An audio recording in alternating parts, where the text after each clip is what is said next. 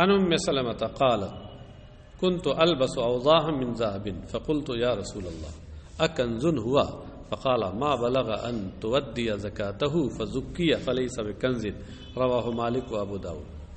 حضرت ام سلمہ سے روایت ہے، انہوں نے کہا کہ میں سونے کے کچھ زیورات پہنا کرتی تھی۔ اوضاع یہ وضہن کی جمع ہے، اور وضح کہتے ہیں سونے کے خاص قسم کے زیور، اور وضح اس لیے کہتے ہیں، وضح کا معنی ہوتا ہے روشن، واضح، کیونکہ یہ سونے کے جو زیورات ہوتے چمکدار ہوتے تھے، واضح ہوتے تھے، جن کو وضح کہا جاتا تھا۔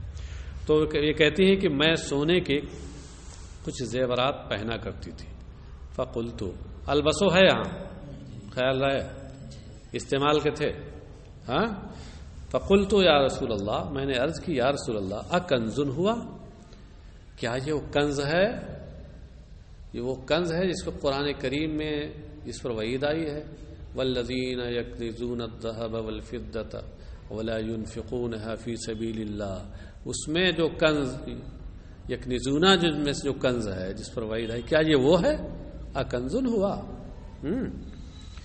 فقال ما بلغ ان تودی زکاتہ فزکی فلیس بکنز، سرکار نے فرمایا کہ جو سونا اس حد کو پہنچ جائے کہ اس کی زکوٰۃ تم ادا کرو اور پھر اس کی زکوٰۃ ادا کر دی گئی تو وہ کنز نہیں ہے۔ یہ کس سونے کے بارے میں کہا؟ زکوٰۃ ادا پہنچ جائے، پہننے والے سونے کے بارے میں نہ پوچھا تھا انہوں نے، ہاں۔ اچھا، رواہ مالک و ابو داؤد، امام مالک و ابو داؤد جیسے بات کی، اس کے بارے میں کیا کہیں گے؟ یہ بھی تو حنفیہ کی مؤید ہے، مستدل ہے۔ ان سمرة بن جندب ان رسول اللہ صلی اللہ علیہ وسلم كان يأمرنا ان نخرج الصدقة من الذي نعد للبيع، رواہ ابو داؤد۔ حضرت سمرہ ابن جندب سے روایت ہے کہ رسول اللہ صلی اللہ علیہ وسلم یہ ہم لوگوں کو حکم دیتے تھے کہ ہم ان سے زکوٰۃ نکالیں جو ہم بیع کے لیے، جنہیں بیع کے لیے یعنی تجارت کے لیے جسے ہم تیار کرتے تھے، یعنی جو ہم تجارت کے لیے جو سامان رکھتے تھے تو اس میں سرکار نے حکم دیا کہ ان کے لیے ان سے آپ زکوٰۃ نکالیں۔ صاحب یہ تو سونے چاندی کی کوئی بات ہی نہیں ہے، یہ تو سونے چاندی کی کوئی بات نہیں، یہ تو عام ہے، آپ اس باب میں لے آئے ہیں شافعی ہونے کی وجہ سے، ورنہ یہ تو بات مطلق مال تجارت کی ہے، ہاں۔ تو ہم بھی تو کہتے ہیں کہ مال تجارت میں زکوٰۃ ہے، حنفیہ بھی تو اس کے قائل ہیں، تو یہ ہمارے خلاف تو ہے نہیں، ہاں۔ مال تجارت میں زکوٰۃ ہے، ٹھیک ہے، اس میں کہاں ہمارے خلاف گیا ہے؟ اب آپ اس کو کیا اگر سونے چاندی کے باب میں لے جائیں گے، سونے چاندی کے ساتھ خاص ہو جائے گی آپ کے لانے سے۔ وعن ربيعة بن أبي عبد الرحمن عن غير واحد ان رسول الله صلى الله عليه وسلم اقطع لبلال بن الحارث المزني معادن القبلية وهي من ناحية الفرع فتلك المعادن لا تؤخذ منها إلا الزكاة إلى اليوم، رواه ابو داود۔ حضرت ربیعہ ابن ابی عبد الرحمن سے روایت ہے، اور وہ کئی صحابہ سے روایت کرتے ہیں، ان غیر واحد، ہاں غیر واحد، صرف ایک سے نہیں کئی سے روایت کرتے ہیں کہ رسول اکرم صلی اللہ علیہ وسلم نے بلال ابن حارث مزنی کو قبلیہ کی کانیں بطور جاگیر دیں۔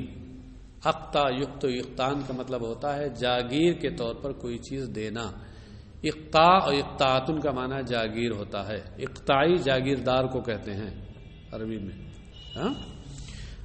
تو سرکار علیہ الصلوۃ والسلام نے بلال ابن حارث مزنی کو جاگیر میں دی، کیا دی؟ معادن القبلیہ، مقام قبلیہ کی کانیں جن سے سونا چاندی وغیرہ نکلتا تھا، وہ کانیں آپ نے جاگیر کے طور پر دی۔ اور یہ قبلیہ کیا ہے؟ وہی من ناحیت الفرع، اور یہ قبلیہ فرع کی جانب واقع ہے۔ اور فرع کیا ہے؟ لمعات کے حوالے سے نیچے لکھا ہے موضع من اعالی المدینہ بین الحرمین، مدینہ کے بالائی حصے میں حرمین کے درمیان ایک جگہ کا نام ہے فرع۔ تو تو قبلیہ یہ مقام بھی ادھر ہی تھا. ہاں مدینہ کا جو بالائی حصہ ہے جو جدھر مکہ شریف واقع ہے تو حرمین کے درمیان حرم مکہ اور مدینہ کے درمیان یہ جگہ واقع ہے. وہاں سرکار نے کچھ کانیں تھی وہ ان کو بطور جاگیر دی. فَتِلْكَ الْمَعَادِنُ لَا تُؤْخَذُ مِنْهَا إِلَّا الزَّكَاةُ إِلَى الْيَوْمِ. تو ان معادن سے ان کانوں سے آج تک زکوٰۃ ہی لی جاتی ہے. ان کانوں سے آج تک نہیں لی جاتی ہے مگر زکوٰۃ یعنی زکوٰۃ ہی لی جاتی ہے. اچھا اور زکوٰۃ کا مطلب کیا ہوا؟ زکوٰۃ 40واں حصہ ہے تو 40واں حصہ اس سے لیا جاتا ہے. ہاں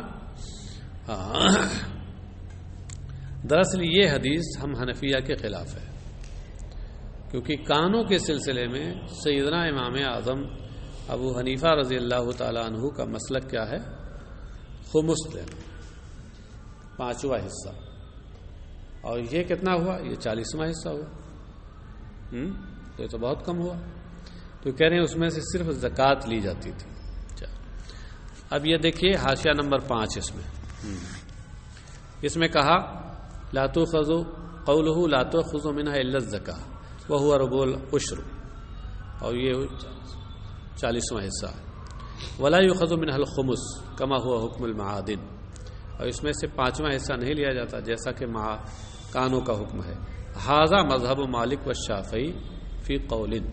یہ امام مالک کا مذہب ہے اور امام شافعی کا مذہب ایک قول کے مطابق.